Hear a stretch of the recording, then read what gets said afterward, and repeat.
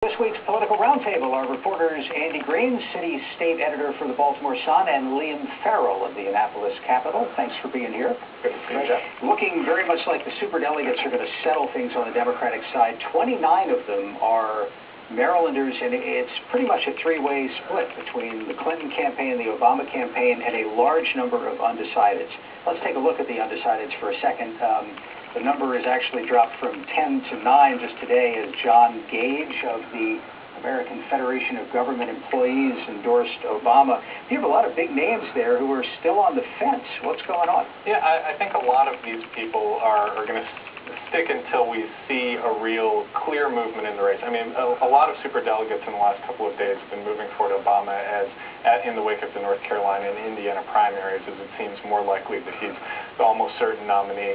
But, you know, a lot of people are waiting to see how the Clinton campaign reacts, if she's going to stick with this through the end of the primary season. You may see people like, say, Steny Hoyer or Chris Van Hollen, who have important political positions in the party, wait until things are settled before they come in on the side of the winner. We have a lot of national figures there, but then Ben Cardin as well, freshman senator on the fence. These people's phones must be ringing constantly. I think it's emblematic of a larger situation that's going on here, where you have a very close race, and you have a group of people who necessarily, their role in the selection process maybe hasn't been under the spotlight as much as it is now. And as it is, you have people who are party operatives or who haven't necessarily been used to reporters calling them up or having people of this stature call them up. So you can see where personally it must be kind of a burden to have this or a fun burden. You know, we're hearing reports from superdelegates who are having celebrities call them up. You know, the Clinton and Obama campaigns will have their high-level surrogates, you know, singers, actors, whatever, calling these superdelegates and trying to twist them one way or the other. But, you know, the people who have held out up to this point, I think, are probably not going to be swayed by that sort of thing. They have their own reasons. Or sort of Bill Clinton calls up and talks for 3 hours. Yeah, right. He's one who's very persuasive. And, you know, a lot of politicians don't want to be on the wrong side of how things break. Well, we have a few people. If it does go the Obama direction, you have Governor O'Malley and others who are very early Clinton endorsers, superdelegates.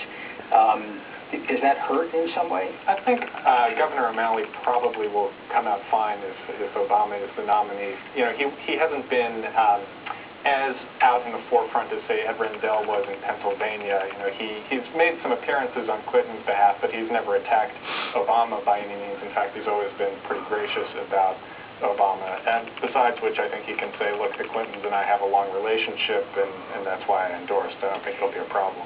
Let's talk about something else that could be causing concern for the O'Malley administration at this point. The governor's taking heat for a state police decision to relicense an auto inspection garage in Prince George's County that had been suspended by the state police, having found to have been issuing inspections without actually inspecting the vehicles.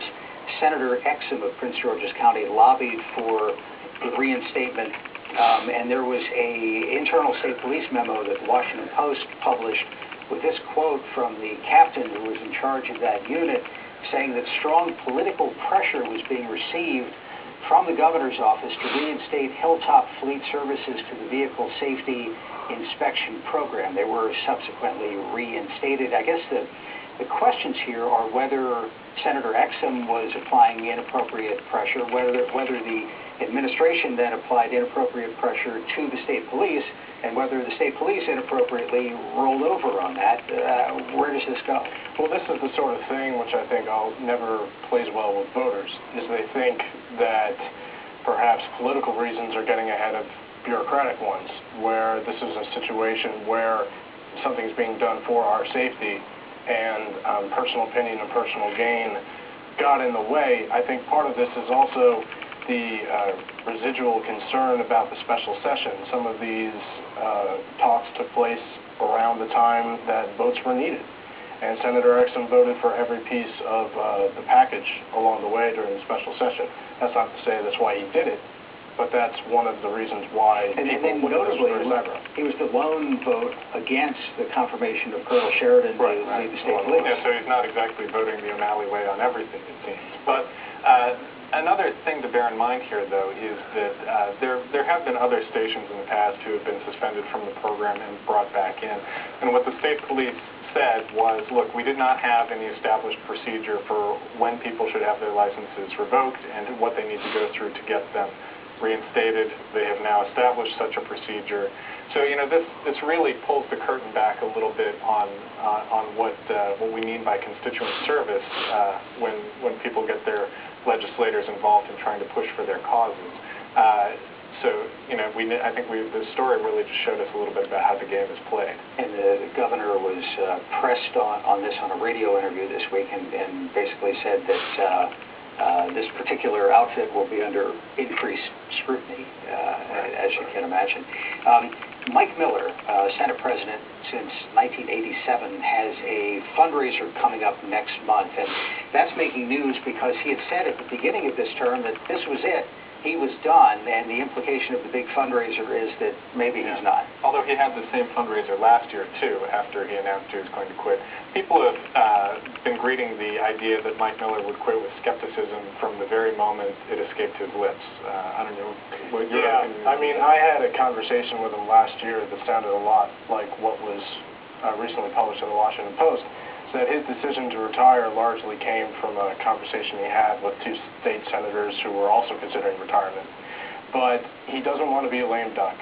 He feels like there's work left to be done. And he had a few months of feeling like a lame duck after the initial statements, and probably didn't like that. He probably doesn't like seeing people jockeying for his position when, you know, he's a man who's dedicated his entire life to this. And it's also interesting that he didn't come out and make some big announcement that he was going to retire. He sort of let it slip in an interview with a reporter from the Washington Times, which I would wager is not Mike Miller's favorite publication in the world, when, you know, Tom Stuckey of the AP, the longtime dean of the White House press corps, was sitting outside the room. Tom went in after that. He didn't say a word about it to Tom. So one wonders if he was just thinking out loud and maybe got ahead of himself. What happens, though, to the people who were, if not jockeying to be the new Senate president, or at least thinking about it and starting to line up support? They go back to their offices and forget about it? Well, it puts their plans on the back burner, certainly. I mean, people have tried to take Miller out before and has not been successful. And you've got to wonder, he's a powerful man, and he could make life difficult for somebody who tries to take him out and fail. Before we run out of time, let's talk about slots a little bit. Obviously, the big referendum coming up in November. We just heard earlier in the program that Magna Entertainment, not too surprisingly, is going to get behind that. The governor has been talking about it a lot this week in radio interviews around the state, and it's pretty important to him, it's clear. I think it's very important for his administration because the budget deficit still exists until it passes and the money comes in. And a lot of future spending and the future plans he has are contingent upon this. For example, the health care plan that was passed in November can't be fully phased in until this money comes in. And politically, this is huge for Governor O'Malley. He's had very bad poll numbers since he pushed through the tax increases. Peter Franchot is breathing down his neck. Peter Franchot is leading up the anti-slots cause. If O'Malley loses this one, he's going to look pretty wounded going into the next election. It could very quickly become a battle between O'Malley and Franchot, depending on how their personalities wage over top of this. All right, Liam Farrell, Andy Green, we're going to leave it there. Thanks for being with us. Good to see you, Jeff. And that is our program for this week. Join us every week at this time for the latest on Maryland politics. Monday night on Direct Connection, we'll put the focus on summer driving with the superintendent of the state police and Motor Week's John Davis. Join us Monday at 7:30. For all of us at MPT, I'm Jeff Salkin. Thanks for watching and have a good night.